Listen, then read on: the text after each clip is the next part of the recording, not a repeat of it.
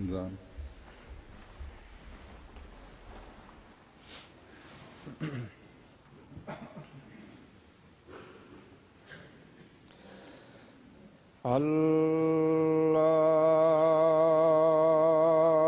الله أكبر.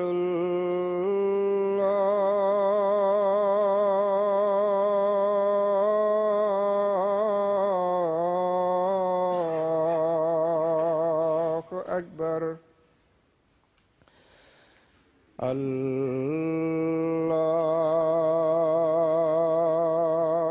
أكبر.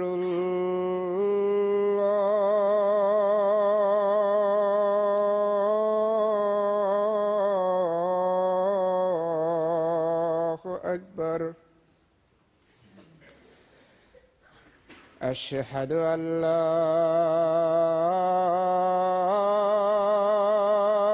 إله إلا الله. أشهد أن لا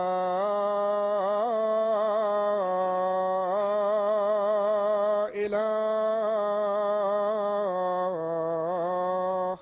إلا الله.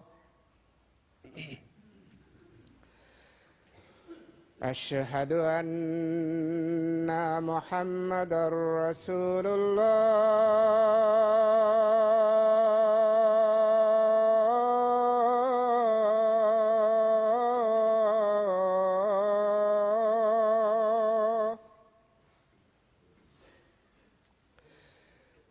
أشهد أن محمدًا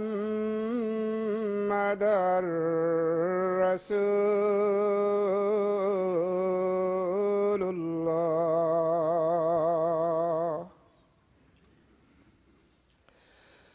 حي على الصلاة.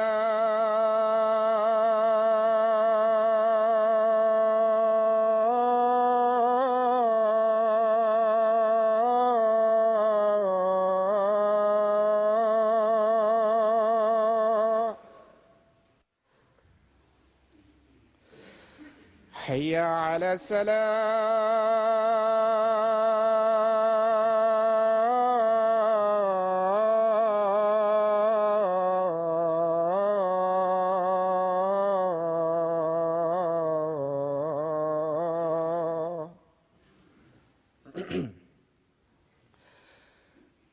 حي على الفلاح.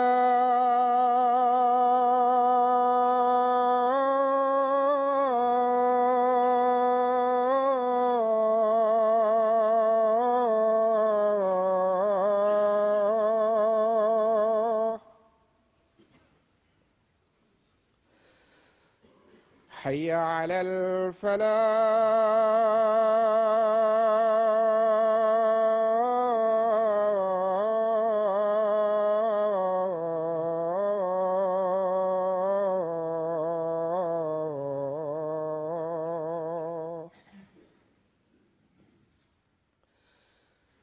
الله أكبر.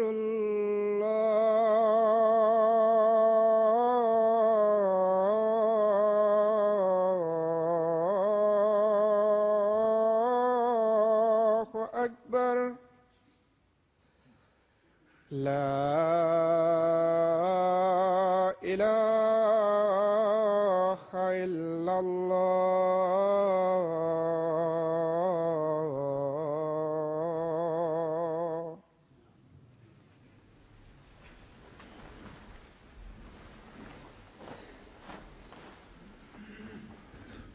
السلام عليكم ورحمة الله.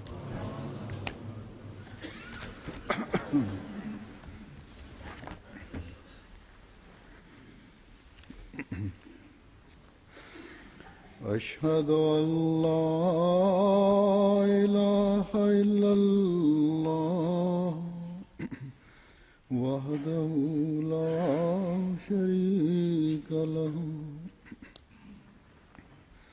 وأشهد أن محمدًا عبده ورسوله أما بعد فأعوذ بالله من الشيطان الرجيم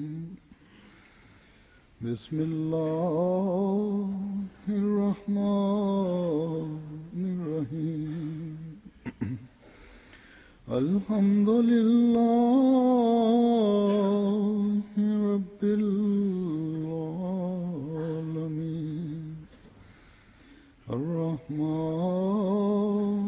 الرحيم مالك يوم الدين إياك نعبد وإياك نستعين اهدنا الصراط المستقيم صراط الذين أنعمت عليهم غير المغضوب عليهم ولا الضالين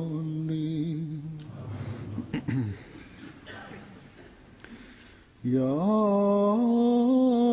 أيها الذين آمنوا اتقوا الله وآمنوا برسوله يؤتكم كفلين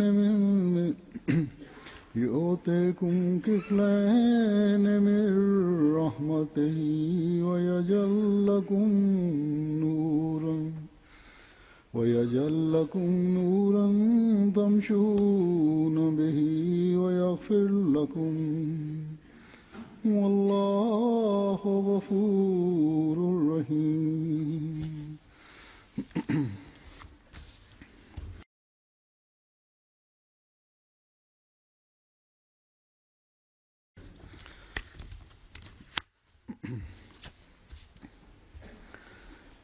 آج اللہ تعالیٰ کے فضل سے سال 2010 کا پہلا دن ہے، اور اس پہلے دن میں اللہ تعالیٰ نے ہمیں جمعے کے دن داخل کیا ہے، جو دنوں میں سے ایک بہت مبارک دن ہے۔ اس لحاظ سے سب سے پہلے تو میں آپ سب کو نئے سال کی مبارکباد دیتا ہوں۔ اللہ تعالیٰ ہر لحاظ سے ہر احمدی کے لیے یہ سال اور آئندہ آنے والے ہر سال مبارک فرماتا چلا جائے۔ ہم ہر سال نئے سال کی مبارکباد ایک دوسرے کو دیتے ہیں، لیکن ایک مومن کے لیے سال اور دن اس صورت میں مبارک ہوتے ہیں جب وہ اس کی توبہ کی قبولیت کا باعث بن رہے ہوں اور اس کی روحانی ترقی کا باعث بن رہے ہوں، اس کی مغفرت کا باعث بن رہے ہوں۔ حضرت مسیح موعود علیہ الصلوۃ والسلام نے بھی ایک جگہ فرمایا ہے کہ اصل عید اور خوشی کا دن اور مبارک دن وہ ہوتا ہے جو انسان کی توبہ کا دن ہوتا ہے، اس کی مغفرت اور بخشش کا دن ہوتا ہے۔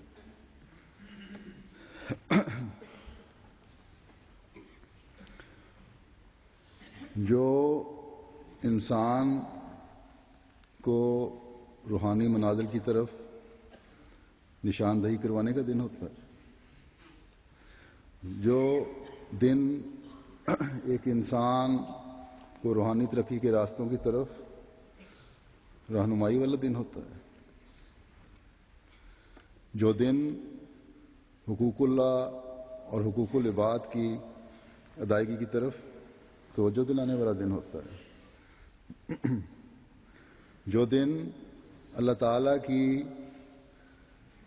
رضا کے حصول کے لیے اپنی تمام تر صلاحیتوں اور استعدادوں کو بروئے کار لانے کی طرف توجہ دلانے والا دن ہوتا ہے،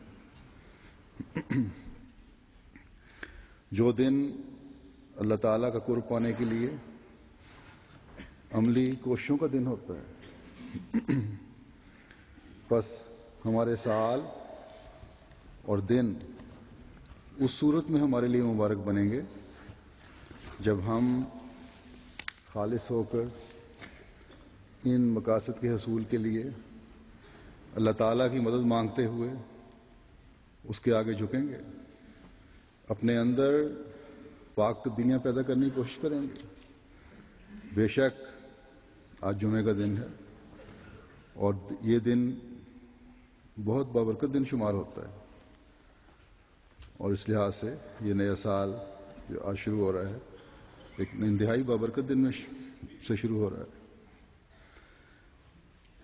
حضرت صلی اللہ علیہ وسلم نے بھی اس دن کی اہمیت کے بارے میں بعض ارشادات فرمائے ہیں، لیکن ہمیشہ یاد رکھنا چاہیے کہ باوجود اس کی اہمیت کے جس طرح حقیقی مومن اسے فائدہ اٹھا سکتا ہے، غیر مومن فائدہ نہیں اٹھا سکتا۔ دن تو وہی ہے، ایک مومن اس دن کو اپنی نجات کا باعث بنانے کی کوشش کرتا ہے، لیکن غیر مومن صرف یہ جانتا ہے کہ یہ ہفتے کے 7 دنوں میں سے ایک دن ہے۔ ایک مومن حضرت صلی اللہ علیہ وسلم کے اس ارشاد کو ہمیشہ پیش نظر رکھتا ہے جس کا حدیث میں بھی ذکر آتا ہے۔ حضرت ابو ہریرہ رضی اللہ عنہ سے یہ حدیث مروی ہے، وہ بیان کرتے ہیں کہ حضرت صلی اللہ علیہ وسلم نے جمعے کا ذکر کیا اور فرمایا اس میں ایک ایسی گھڑی آتی ہے کہ جب مسلمان کو ایسا وقت میسر آئے اور وہ کھڑا نماز پڑھ رہا ہو تو جو دعا مانگے قبول کی جاتی ہے۔ آپ نے ہاتھ کے اشارے سے بتایا کہ وقت بہت ہی مختصر ہوتا ہے۔ بس مومن تو اس دن میں اپنی دعا کی قبولیت کے نظارے دیکھتا ہے، اور غیر مومن اپنے لہو و لعب میں لگا ہوتا ہے۔ سال کا پہلا دن جمعے کی وجہ سے تو مومن کے لیے اور بھی اہم ہو گیا ہے کہ اپنی دعاؤں سے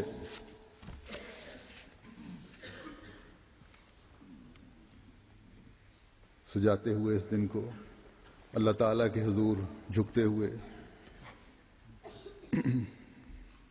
رات کو بھی اپنی عبادت سے زندہ کرتے ہوئے نئے سال کا استقبال کر رہے ہیں، جو انتہائی برکت والے دن سے شروع ہو رہا ہے۔ جبکہ غیر مومن جس کو نہ جمعے کی اہمیت کا علم ہے، نہ نئے سال کے استقبال کے طریقے کا پتہ ہے، اس کو صرف یہ غرض ہے کہ نئے سال کی پہلی رات اور گزرے سال کی آخری رات کو لہو و لعب، شور شرابے اور شراب کے جام پر جام چڑھانے میں گزارنا ہی ہو۔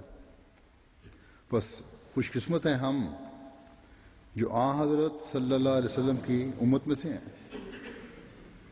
ہم اس رسول صلی اللہ علیہ وسلم کے ماننے والے ہیں جو سراپا نور تھے اور ہیں، جنہوں نے ہمیں خدا تعالیٰ کی رضا کے حصول کے راستے دکھائے۔ انسان کو، ایک مومن کو اپنی پیدائش کے مقصد کے حصول کی طرف رہنمائی فرمائی، وہ راستے دکھائے۔ آپ اللہ تعالیٰ کے وہ پیارے تھے جن کی پیروی کرنے والوں سے اور آپ کی سنت پر حقیقی رنگ میں چرنے والوں سے اللہ تعالیٰ نے محبت کا اعلان فرمایا ہے۔ حضرت مسیح موعود علیہ الصلوۃ والسلام ایک جگہ فرماتے ہیں کہ جس کی راہ پر چلنا انسان کو محبوب الہی بنا دیتا ہے، اس سے زیادہ کس کا حق ہے کہ اپنے تئیں روشنی کے نام سے موسوم کرے۔ اسی لیے اللہ جل شانہ نے قرآن شریف میں حضرت صلی اللہ علیہ وسلم کا نام نور رکھا ہے، جیسا کہ فرماتا ہے کہ جاءکم من اللہ نور، یعنی تمہارے پاس خدا کا نور آیا۔ بس یہ خدا تعالیٰ کا ایک بہت بڑا احسان ہے ہم پر۔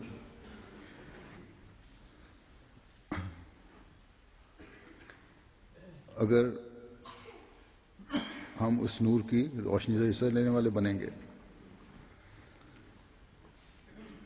اور اس کا ایک بہترین طریق آپ صلی اللہ علیہ وسلم نے جمعہ کے دن کی مناسبت سے ہمیں سکھایا ہے، تاکہ ہماری دعائیں اللہ تعالیٰ کے حضور قبولیت کا درجہ پائیں۔ ایک حدیث میں حضرت اوس بن اوس بیان کرتے ہیں کہ حضرت صلی اللہ علیہ وسلم نے فرمایا کہ دنوں میں سے بہترین دن جمعے کا دن ہے، اس دن مجھ پر بہت زیادہ درود بھیجا کرو، کیونکہ اس دن تمہارا یہ درود میرے سامنے پیش کیا جاتا ہے۔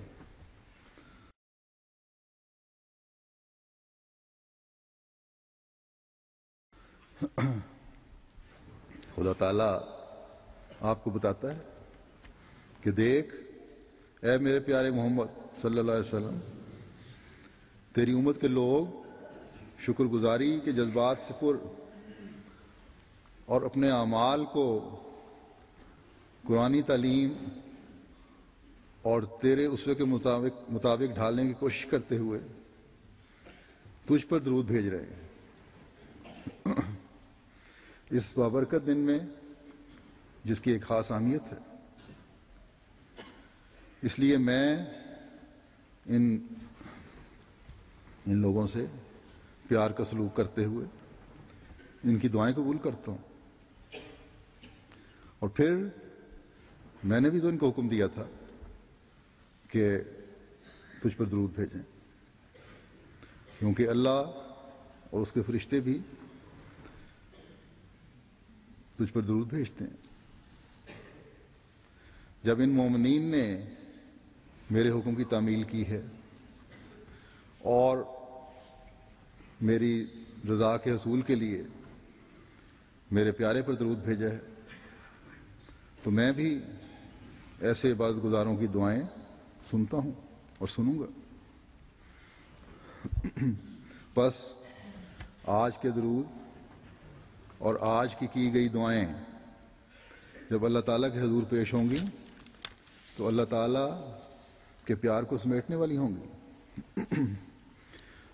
حضرت صلی اللہ علیہ وسلم کی خدمت میں پیش کیا جانے والا درود بشرطے کہ خالص ہو کر حضرت صلی اللہ علیہ وسلم کے عشق میں فنا ہو کر بھیجا جائے، حضرت صلی اللہ علیہ وسلم کی شفاعت سے سج کر پھر اللہ تعالیٰ کے حضور پیش ہوتا ہے۔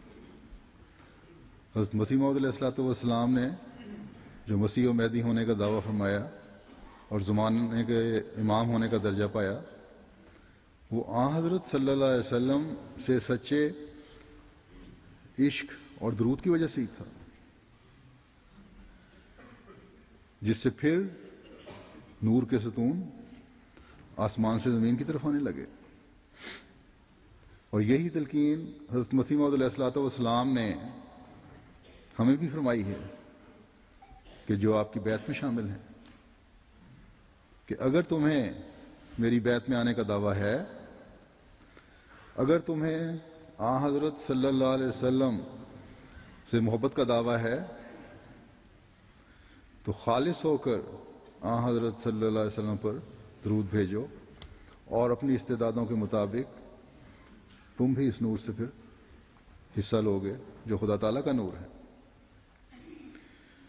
اور پھر یہی چیز تمہاری دنیا بھی سنوارے گی اور تمہاری آخرت بھی سنوارے گی۔ پھر آج کے دن کی احادیث میں ایک اور اہمیت کا بھی پتہ چلتا ہے۔ یہ مسلم کی حدیث ہے جو حضرت ابو ہریرہ سے روایت ہے۔ آپ فرماتے ہیں کہ حضرت صلی اللہ علیہ وسلم نے فرمایا کہ خیر و یومن طلعت علیہ الشمس یوم الجمعۃ فیہ خلق آدم و فیہ ادخل ادخل الجنت وفیہ اخرج منہا، یعنی دنوں میں سے بہترین دن جس میں سورج چڑھتا ہے وہ جمعے کا دن ہے۔ اس دن میں آدم پیدا کیے گئے، اس دن میں جنت میں لے جائے گئے اور اسی دن جنت سے نکالے گئے۔ بس اس دن میں برکت سمیٹنے کے بھی مواقع ہیں اور سزا یا محرومی بھی مل سکتی ہیں۔ بس آدم کی اولاد کی ثوابدید پر ہے کہ اس میں کس گروہ میں شامل ہونا ہے۔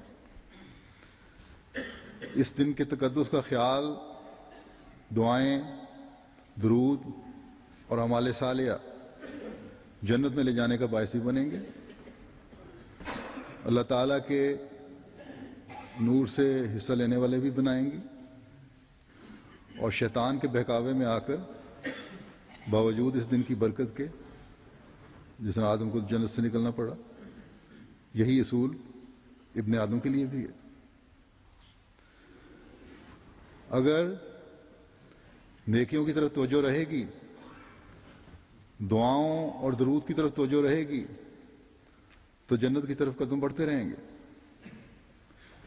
یہ دنیا بھی جنت بن جائے گی اور آخرت میں بھی جنت کی خوشخبری اللہ تعالیٰ دیتا ہے۔ اگر برائیوں میں مبتلا ہوگا انسان تو پھر جنت سے نکلنے کی خبر دیتا ہے اللہ تعالیٰ، یہ دنیا بھی پھر جہنم بن جاتی ہے۔ بس اس دن کی اہمیت نیک نیتی سے کیے گئے اعمال صالحہ کے ساتھ مشروط ہے، اور ہزاروں ہزار درود ہوں اس موسم پر جس نے آدم کی اولاد کو دنیاوی اور اخروی جنتوں کے راستے دکھائے، جیسا کہ میں نے احادیث سے بیان کرتے ہوئے ذکر کیا ہے کہ خالص ہو کر اللہ تعالیٰ کے حضور کی گئی دعائیں اور درود ان جنتوں کا وارث بناتا ہے جو اللہ تعالیٰ نے اس دنیا میں بھی رکھی ہیں اور آخرت میں بھی رکھی ہیں۔ بس جمعے کی اہمیت اور جنت میں داخل ہونا یا نکلنا اعمال کے ساتھ مشروط ہے۔ دنیاوی اور اخروی جنتوں کا قرآن کریم میں ایک جگہ یوں ذکر آتا ہے، اللہ تعالیٰ فرماتا ہے وَلِمَنْ خَافَ مَقَامَ رَبِّهِ جَنَّتَانِ، یعنی جو شخص اپنے رب کی شان اور مقام سے ڈرتا ہے اس کے لیے دو جنتیں مقرر ہیں، دنیاوی بھی اور اخروی بھی۔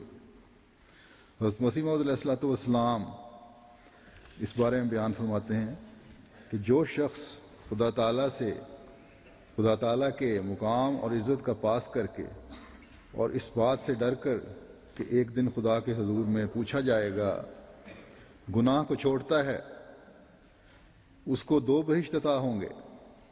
اول، اسی دنیا میں بہشتی زندگی اس کو عطا کی جائے گی اور ایک پاک تبدیلی اس میں پیدا ہو جائے گی اور خدا اس کا متولی اور متکفل ہوگا۔ دوسرے، مرنے کے بعد جاویدانی بہشت اس کو عطا کیا جائے گا، یہ اس لیے کہ وہ خدا سے ڈرا اور اس کو دنیا پر اور نفسانی جذبات پر مقدم کر لیا۔ بس جمعے کو جب اللہ تعالیٰ اپنے قرب کی تلاش کے موقع زیادہ مہیا فرماتا ہے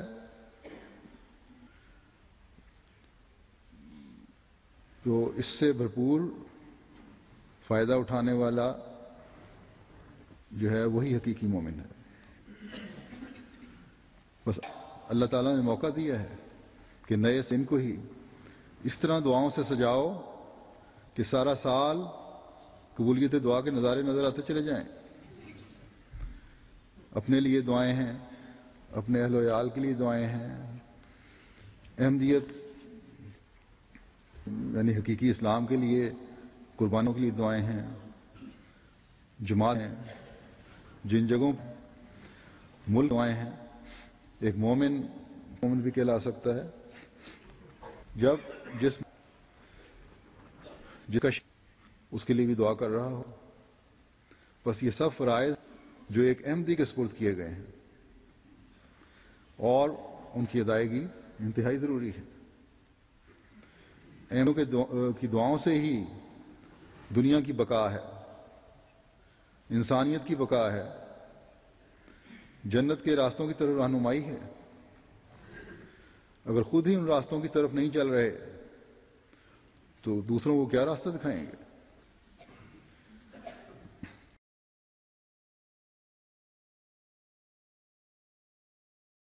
ہم احمدی تو اس زمانے کے آدم کے ماننے والے بھی ہیں، جو جنت سے نکلنے کے لیے نہیں آیا، جو نہ صرف دونوں جنتوں کا وارث بنا بلکہ جنت کی طرف لے جانے کے لیے اس تعلیم کے ساتھ آیا جو آپ کے آقا و مولا حضرت محمد رسول اللہ صلی اللہ علیہ وسلم لائے تھے۔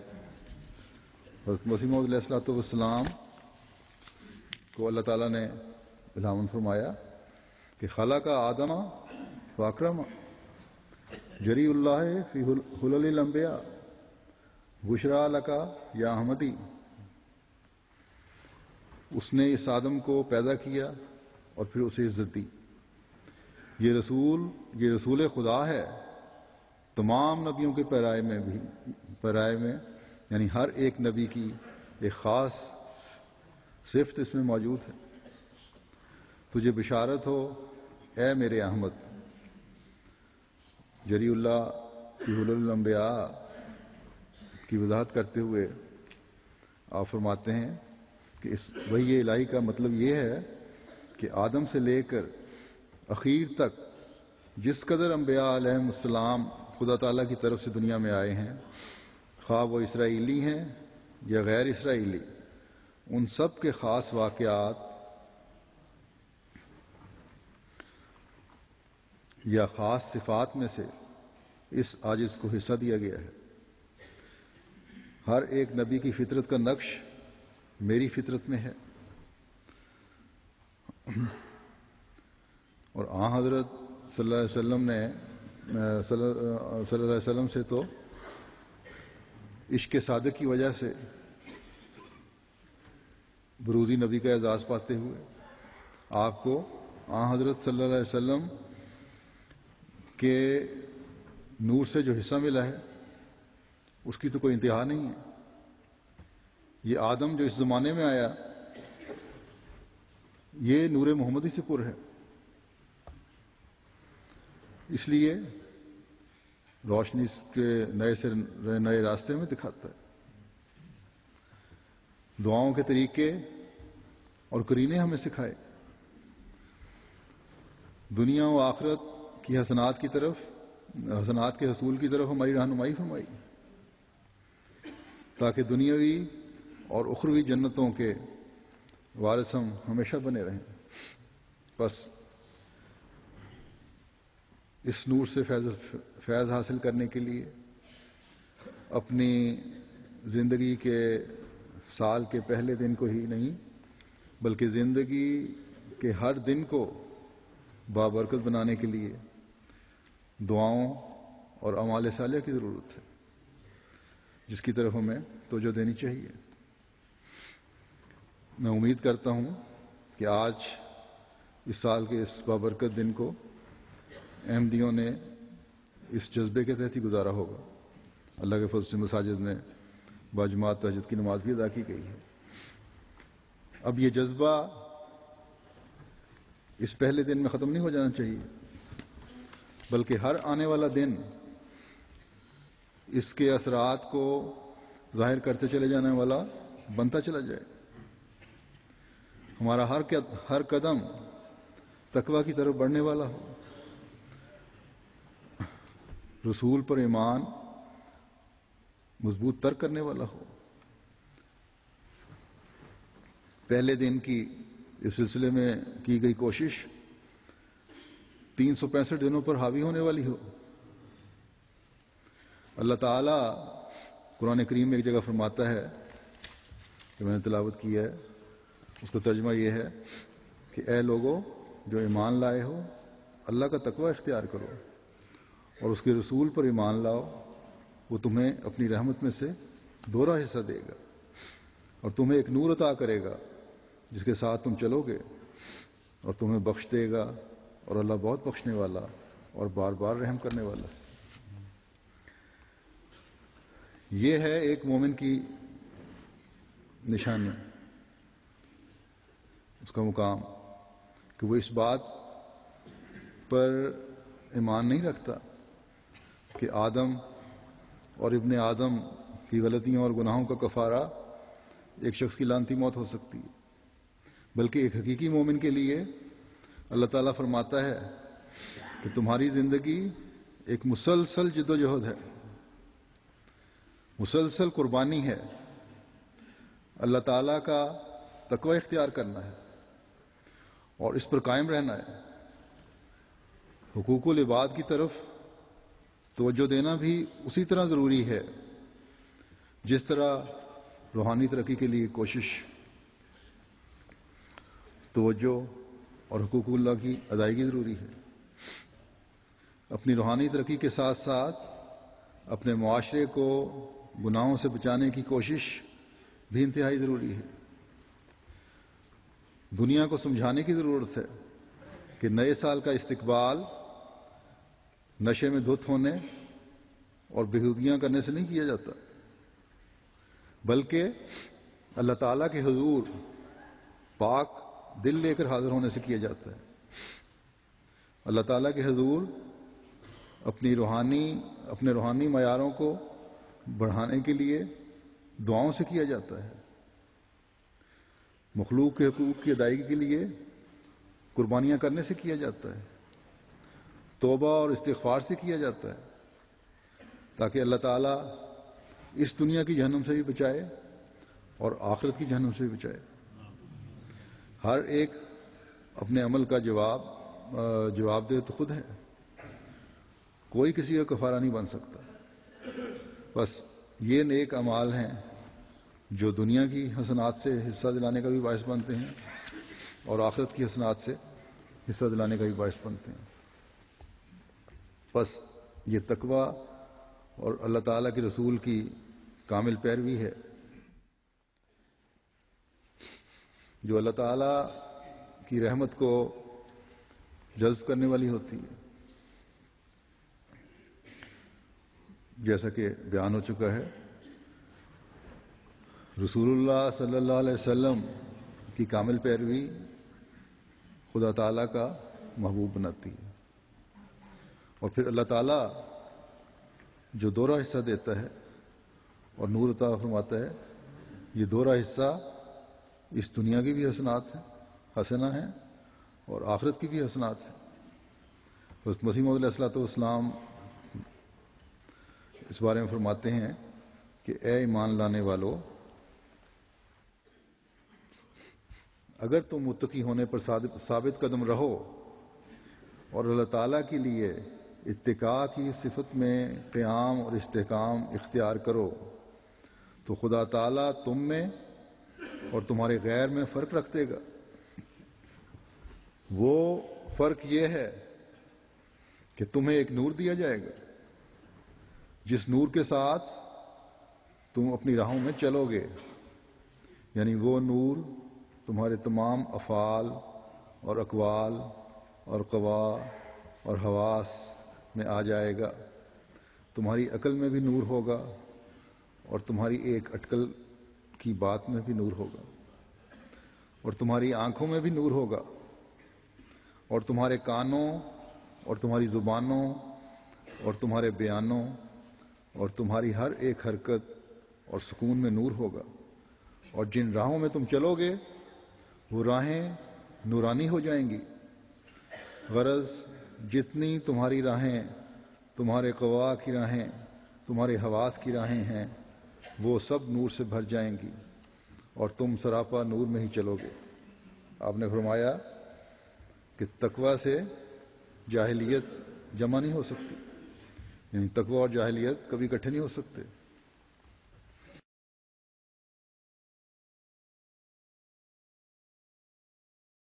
ہاں، فہم اور ادراک حسب مراد تقوی کم و بیش ہو سکتا ہے۔ تقویٰ کی یہ سمجھ ہے، اس کا علم ہے، وہ جتنا جس کے جو فہم اور ادراک ہے اس کا اللہ تعالیٰ سے تعلق ہے، اس کے مطابق، اس مرتبہ کے مطابق اوپر نیچے ہو سکتا ہے، لیکن جہالت اور تقویٰ جمع نہیں ہو سکتے۔ تقویٰ کے مختلف معیار ہیں، اس لیے انسان کو کہا گیا کہ تقویٰ کے معیاروں کو حاصل کرنے کی کوشش کرتے چلے جاؤ۔ بس چاہے کوئی کم پڑھا لکھا احمدی ہے یا پڑھا لکھا ہے، دینی علم رکھنے والا ہے یا کم دینی علم رکھنے والا ہے، اگر تقویٰ پر قائم ہے تو جاہلانہ باتوں سے وہ ہمیشہ بچتا رہے گا۔ بس یہ نقطہ ہمیشہ یاد رکھنا چاہیے کہ جہالت اور تقویٰ کبھی جمع نہیں ہو سکتے۔ تقویٰ کے معیار بے شک اوپر نیچے ہو سکتے ہیں، جیسا کہ میں نے کہا۔ حقیقی مومن وہی ہے جو تقویٰ کو سامنے رکھتے ہوئے اپنے اعمال بجا لانے کی کوشش کرے، اس دعا کے ساتھ اپنے ہر دن اور ہر سال میں داخل ہو کہ اللہ تعالیٰ اسے ہمیشہ تقویٰ پر قائم رکھے اور دین و دنیا کی حسنات سے نوازتا رہے۔ انسان کے اپنے اعمال ہی ہیں جو اسے حسنات سے نوازتے ہیں۔ اللہ تعالیٰ نے تو اور اللہ تعالیٰ کی رضا کا موجب بناتے ہیں یا اللہ تعالیٰ کی ناراضگی کا موجب بناتے ہیں۔ اللہ تعالیٰ نے بعض فرمایا ایک جگہ، بلکہ کئی جگہ فرمایا ہے کہ وَلَا تَزِرُ وَازِرَةٌ وِزْرَ أُخْرَىٰ، کہ کوئی بوجھ اٹھانے والی کسی دوسرے کا بوجھ نہیں اٹھائے گی۔ بس جب اللہ تعالیٰ فرماتا ہے کہ وہ اپنی رحمت میں سے ان لوگوں کو دوہرا حصہ دے گا جو تقویٰ پر قائم ہوتے ہیں اور رسول پر ایمان لاتے ہیں، اللہ تعالیٰ کی رضا کے حصول کے لیے رسول اللہ صلی اللہ علیہ وسلم پر درود بھیجتے ہیں اور آپ کے اسوے پر چلنے کی کوشش کرتے ہیں، انہیں پھر اللہ تعالیٰ کی طرف سے جو دوہرا حصہ ملتا ہے وہ حسنات ہیں جو دنیاوی جنتوں کا بھی وارث بناتی ہیں اور اخروی جنتوں کا بھی وارث بناتی ہیں۔ اور اس کے لیے پھر خدا تعالیٰ نے ہمیں دعا بھی سکھا دی کہ ان جنتوں کے وارث بننے کے لیے دعا بھی تمہیں کرنی چاہیے۔ کس طرح انسان خدا تعالیٰ کا شکر ادا کرے، اس کا حق کبھی ادا ہو نہیں سکتا۔ بس ایک ہی طریق ہے کہ مسلسل خدا تعالیٰ کا شکر ادا کرتے ہوئے اس کے آگے جھکا رہے انسان۔ ان حسنات کے لیے اللہ تعالیٰ نے رحمت سے دوہرا حصہ لینے کے لیے حقیقی مومن کو یہ جو دعا سکھائی ہے اور نشانی بتائی ہے وہ یہ ہے، اس کا سورہ بقرہ میں ذکر ہے کہ وَمِنْهُم مَّن يَقُولُ رَبَّنَا آتِنَا فِي الدُّنْيَا حَسَنَةً وَفِي الْآخِرَةِ حَسَنَةً وَقِنَا عَذَابَ النَّارِ، کہ اور انہی میں سے وہ بھی ہیں جو کہتے ہیں اے ہمارے رب ہمیں دنیا میں بھی حسنہ عطا کر اور آخرت میں بھی حسنہ عطا کر اور ہمیں آگ کے عذاب سے بچا۔ بس یہ وہ حقیقی مومن ہیں جو اللہ تعالیٰ سے دنیا کی حسنہ بھی مانگتے ہیں اور آخرت کی حسنہ بھی مانگتے ہیں۔ نئے سال کے شروع ہونے کی دعا میں صرف دنیاوی ترقیات ہی نہیں مانگتے بلکہ روحانی ترقی کے لیے بھی دعا کرتے ہیں۔ صرف اپنی بہتری کے لیے نہیں سوچتے بلکہ دوسروں کے حقوق کی ادائیگی کے لیے بھی سوچتے اور دعا کرتے ہیں۔ بس تقویٰ پر چلنے والے اور حقیقی مومن جہاں دنیا کی حسنات کی تلاش میں ہوتے ہیں وہاں اللہ تعالیٰ سے آخرت کی حسنہ کے حصول کی بھی دعا کرتے ہیں تاکہ یہ ہر دو حسنات جو ہیں انہیں آگ کے عذاب سے بچائیں۔ یہ ایک ایسی جامع دعا ہے جو عارضی حسنات کے حصول کے لیے بھی سکھائی گئی ہے اور مستقل حسنات کے حصول کے لیے بھی سکھائی گئی ہے۔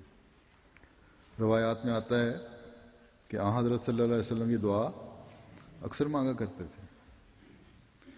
یہ دعا ایسی ہے جو حقوق اللہ اور حقوق العباد کی ادائیگی کرتے ہوئے جہاں ایک مومن کو اس دنیا میں آگ کے عذاب سے بچاتی ہے، وہاں اس عمل کی وجہ سے جو ان حقوق کی ادائیگی کرتے ہوئے اللہ تعالیٰ کی رضا کے حصول کے لیے ایک مومن کرتا ہے،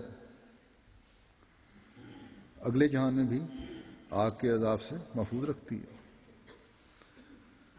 اس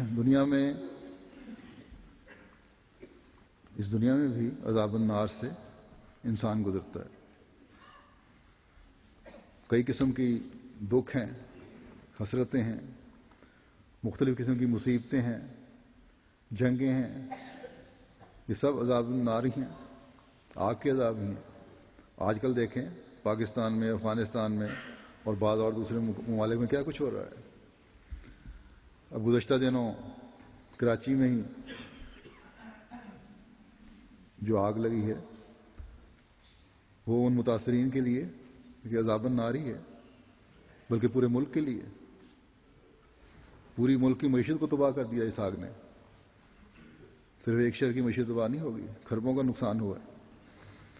بس آگ کے عذاب سے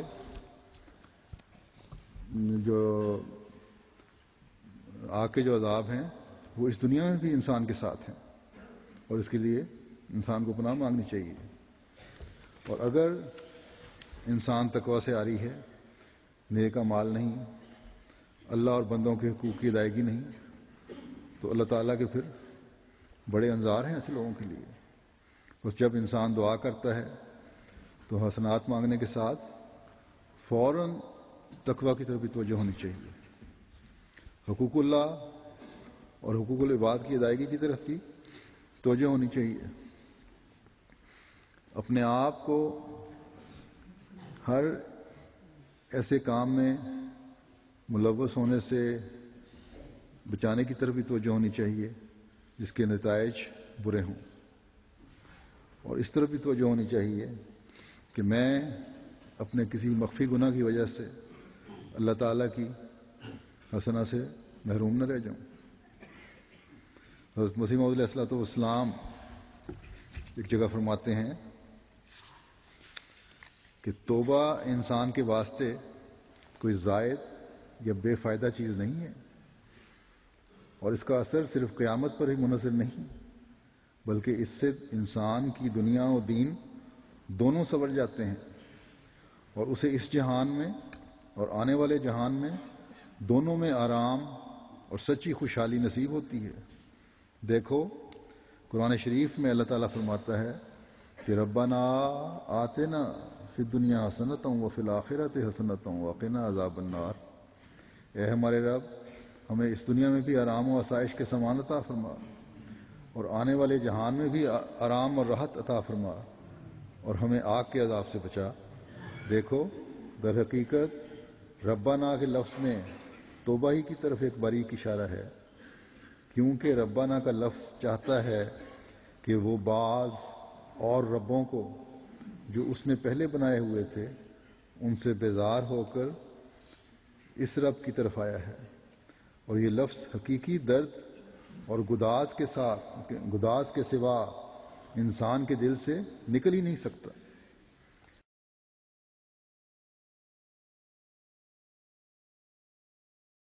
رب کہتے ہیں بتدریج کمال کو پہنچانے والے اور پرورش کرنے والے کو۔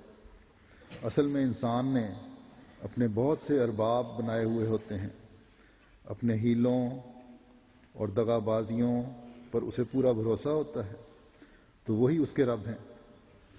اگر اسے اپنے علم کا یا قوت بازو کا گھمنڈ ہے تو وہی اس کے رب ہیں۔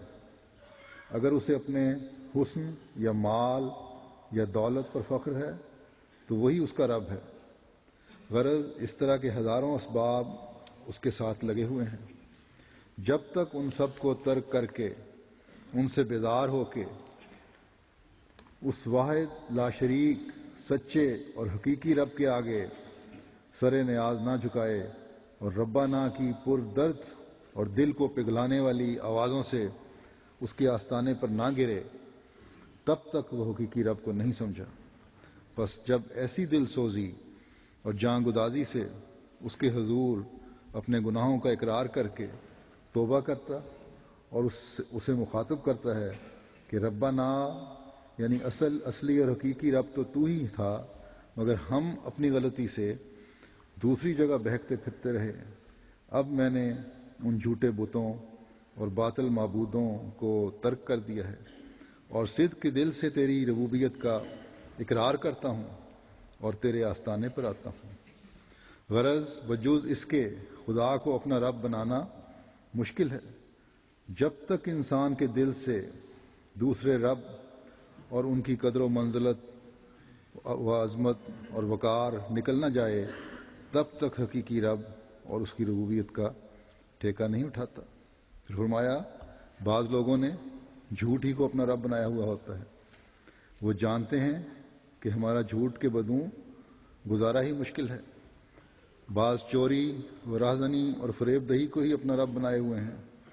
ان کا اعتقاد ہے کہ اس راہ کے سوا ان کے واسطے کوئی رزق کا راہ نہیں ہے، راہ ہی نہیں، سو ان کے ارباب وہ چیزیں ہیں۔ دیکھو ایک چور جس کے پاس سارے نقب زنی کے ہتھیار موجود ہیں اور رات کا موقع بھی ہے، اس کے مفید مطلب رات کا موقع بھی اس کے مفید مطلب ہے، اور کوئی چوکیدار وغیرہ بھی نہیں پاتا، نہیں جاگتا ہے، تو ایسی حالت میں وہ چوری کے سوا کسی اور راہ کو بھی جانتا ہے جس سے اس کا رزق آ سکتا ہے۔ وہ اپنے ہتھیاروں کو ہی اپنا معبود جانتا ہے۔ غرض ایسے لوگ جن کو اپنی ہی ہیلہ بازیوں پر اعتماد اور بھروسہ ہوتا ہے، ان کو خدا سے استعانت اور دعا کرنے کی کیا حاجت ہے؟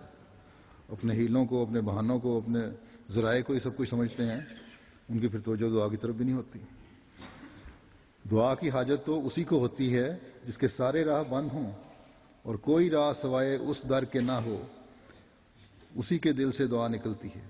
غرض ربنا آتنا فی الدنیا ایسی دعا کرنا صرف انہی لوگوں کا کام ہے جو خدا ہی کو اپنا رب جان چکے ہیں اور ان کو یقین ہے کہ ان کے رب کے سامنے اور سارے ارباب باطلہ ہیچ ہیں۔ آگ سے مراد فرمایا کہ آگ سے مراد صرف وہی آگ نہیں جو قیامت کو ہوگی، بلکہ دنیا میں بھی جو شخص ایک لمبی عمر پاتا ہے وہ دیکھ لیتا ہے کہ دنیا میں بھی ہزاروں طرح کی آگ ہیں۔ تجربہ کار جانتے ہیں کہ قسم قسم کی آگ دنیا میں موجود ہے، طرح طرح کے عذاب، خوف، خون، فقر و فاقے، امراض، ناکامیاں، ذلت و ادبار کے اندیشے،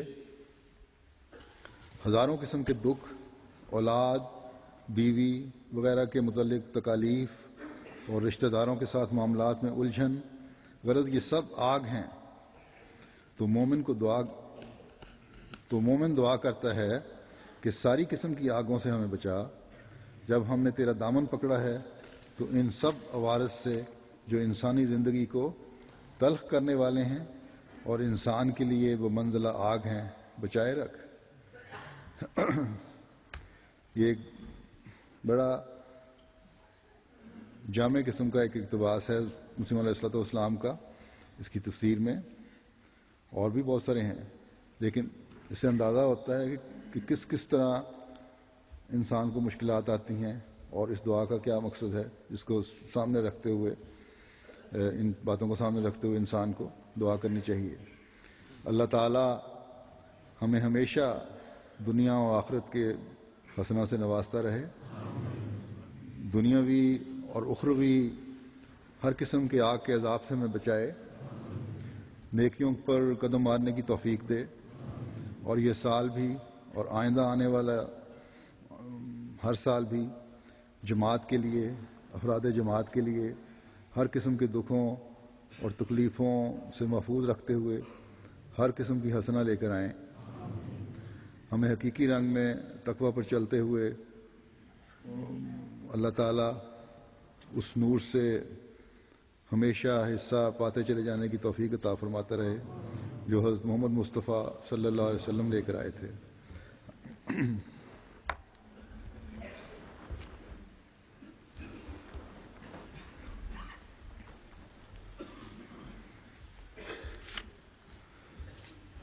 الحمد للہ نحمدہ ونستعینہ ونستغفره ونؤمن به ونتوكل عليه ونعوذ بالله من شرور أنفسنا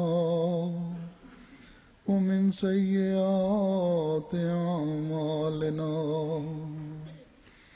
من يهده الله فلا مضل له ومن يضلل فلا هادي له ونشهد أن لا إله إلا الله ونشهد أن محمدا عبده ورسوله عباد الله رحمكم الله